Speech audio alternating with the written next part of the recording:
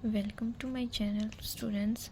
तो hope so आप सब ठीक होंगे। आज है डे 3 और आज हम करने वाले हैं चैप्टर 3 क्लास 9 का, जो कि है एटम एंड मॉलिक्यूल। देखो, जो मेरे को पता है मेरी एक्सप्लेनेशन ज़्यादा अच्छी नहीं है, अभी अभी शुरू किया है, तो धीरे धीरे अच्छी हो जाएगी। और फिलहाल आप शायद अगर मैं थोड़ा बहुत बताती हूँ तो उससे आपकी हेल्प होती है जाता है। वैसे आपको नोट्स मिल रहे हैं अच्छे से लिखे हुए, तो आप इनमें से पढ़ो। फिर भी मैं ट्राई करती हूँ थोड़ा बहुत एक्सप्लेन करने की, ठीक है। तो सबसे पहले शुरू करते हैं एटम से। ये डेमो ये आपको डेमोक्रेटिस द्वारा नेम दिया गया था। और उसके बाद जो ये साइंटिस्ट है ना, इनके नेम याद करते चलना अगर हो सके तो, क्योंकि आते हैं एक दो क्वेश्चन साइंटिस्ट के ऊपर। तो जो लॉ ऑफ केमिकल कम्बिनेशन थे, दो इम्पोर्टेंट लॉ थे जो कि एंटोनी एल ल्यूस्टर ने दिए थे। उनमें से पहला है law of conservation of mass and second है लॉ ऑफ कांस्टेंट प्रोपोर्शन। तो मैं ज़्यादा डिटेल में नहीं बता रही हूँ, वो आप पढ़ लेना, लेकिन फिर भी थोड़ा थोड़ा बता रही हूँ कि law of conservation of mass में क्या है कि मास में कोई चेंज नहीं होगा केमिकल रिएक्शन में। और इससे क्या हम क्या कह सकते हैं कि मास को ना तो क्रिएट किया जा सकता है ना डिस्ट्रॉय किया जा सकता है केमिकल रिएक्शन में, ये याद रखना। और जो सेकंड लॉ था उसमें ये बता रखा है कि अगर रिएक्टेंट है, दो रिएक्टेंट हैं, उनके प्रोपोर्शन रिएक्शन की साइड इतने और प्रोडक्ट में भी ऑलवेज सेम ही होंगे। जैसे अगर हम H2H प्लस O जोड़ते हैं तो H2 आता है, तो H ही उसी साइड प्रोडक्ट की साइड हमें मिलेंगे, ठीक है। उसके बाद एटॉमिक थ्योरीज दी थी कुछ, जिनमें से पहली थ्योरी है जॉन डाल्टन एटॉमिक थ्योरी, जो कि 1966 में दी थी, और ये इंग्लैंड के साइंटिस्ट थे। तो जो हमें पता है मैटर जो है उसमें स्मॉल स्मॉल पार्टिकल होते हैं जिनको एटम नाम दिया गया, और ये बहुत ज़्यादा छोटे होते हैं। और इन एटम्स को ना तो हम कभी डिस्ट्रॉय कर सकते हैं ना कभी क्रिएट कर सकते हैं। एक बार आप पहले ये देखो एटम्स कितने छोटे होते हैं, का जो एटॉमिक रेडियस है वो होता है नैनोमीटर में, और 1/10⁹ मीटर बराबर होता है 1 नैनोमीटर के, ठीक है। तो और 1 pm is equal to 10⁻⁻12 m। उसके बाद क्या दे रखा है, थोड़े दो हैं इम्पोर्टेंट कि जो एटम्स के एलिमेंट होते हैं ना, सेम एक गिवन एलिमेंट, अलग ये पेज लगा लो, इसके अगर हम थाउजेंड्स ऑफ एटम भी निकालेंगे ना तो उनका आइडेंटिकल मास होगा और केमिकल प्रॉपर्टीज़ भी सेम होंगी। लेकिन हम एक साइड लें इस पेपर के और एक साइड लें अपने पेन के, तो इन दोनों की तो केमिकल प्रॉपर्टीज़ भी अलग होंगी इनके एटम्स की, और इनका मास भी अलग अलग होगा। उसके बाद आया कॉन्सेप्ट, एक ये फुल फॉर्म याद कर लेना, IUPAC international union of pure and applied chemistry. उसके बाद आया एटॉमिक मास। एटॉमिक मास क्या होता है, इलेक्ट्रॉन न्यूट्रॉन और प्रोटॉन को अगर का हम टोटल कर दे तो एटॉमिक मास होगा। और इसको पहले AMU लिखा जाता था, लेकिन अब म्यू की फॉर्म में लिखते हैं।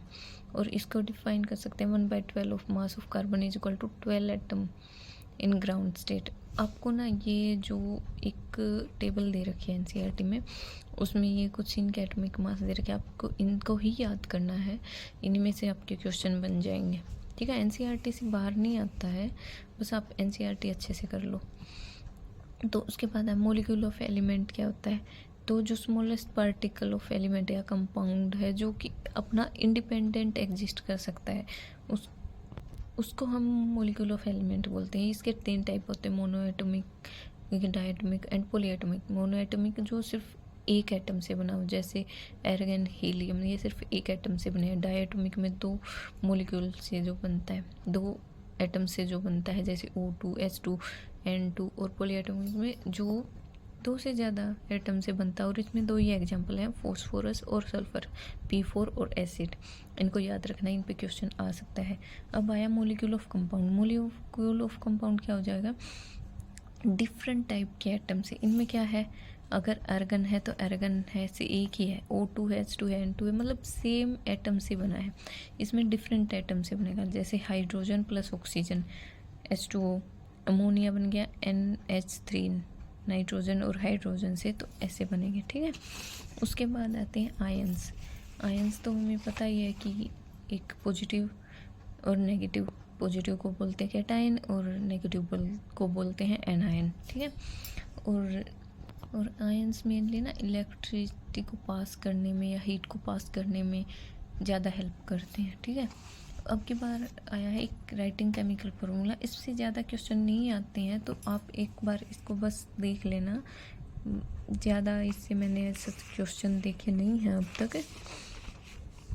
उसके बाद है हाँ ये मोलिकुलर मास, इससे क्वेश्चन आते हैं। ये टॉपिक आपको करना है अच्छे से। Molecular mass sum of atomic masses of all the atom in a molecule. तो जो एटम है उनका मोलिकुलर मास का ऐड कर दे तो वो हो जाएगा मोलिकुलर मास। जैसे H2 है, H2 में H का एटॉमिक मास कितना है 1 और ऑक्सीजन का कितना है 16। तो इनको ऐड करते हैं। ठीक है, ऑक्सीजन का है 16 तो ये आ गया 16 मल्टीप्लाई बाय 1 कर रखा है क्योंकि ऑक्सीजन का एक ही एटम है। प्लस हाइड्रोजन का है molecule atomic mass 1 multiply by 2 किया क्योंकि हाइड्रोजन के 2 एटम है। ठीक है, तो इनको प्लस कर देंगे 18 ये आ गया इसका मोलिकुलर मास। अब HNO3 का करके देखते हैं। H का एटॉमिक नंबर मास 1 मल्टीप्लाई 1 क्यों, क्योंकि एक ही मोलिक्यूल एटम है। N आ गया नाइट्रोजन का एटॉमिक मास होगा 14 मल्टीप्लाई बाय 1 क्योंकि N का भी एक एटम। और ऑक्सीजन का होता है 16 मल्टीप्लाई बाय 3 क्यों, क्योंकि इसके 3 एटम है। तो ये आ गया टोटल फॉर्मूला यूनिट मास में क्या होगा, ये भी सेम होगा।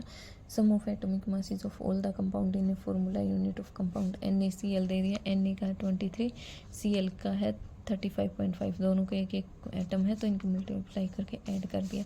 उसके बाद आया मोल कॉन्सेप्ट में एक जो नॉर्मली क्वेश्चन किया जाता है वो जाता है कि एवोगैड्रो कांस्टेंट की वैल्यू क्या है, वो है 6.02 मल्टीप्लाई बाय 10⁻23।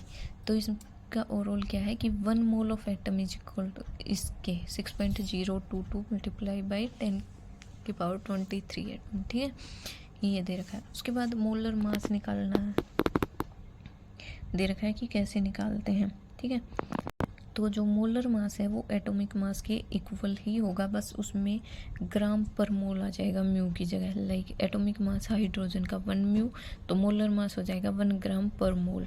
ठीक है, ऐसे होंगे। उसके बाद आया फॉर्मूला।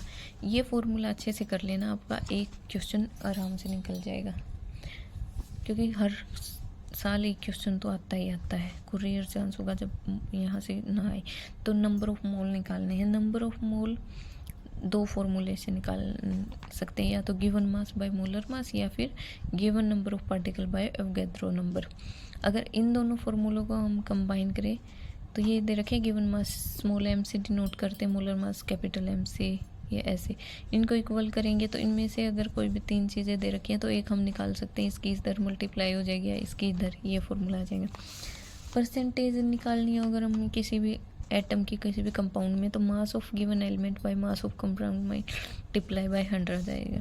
ये कुछ एग्जांपल है वो आप कर लेना, 1-2 में करवा देती हूँ। नंबर ऑफ मोल दे रखे हैं 52 ग्राम ऑफ हीलियम के, तो नंबर ऑफ मोल दे दिए। नंबर ऑफ मोल का देखो फॉर्मूला क्या है, ये है ना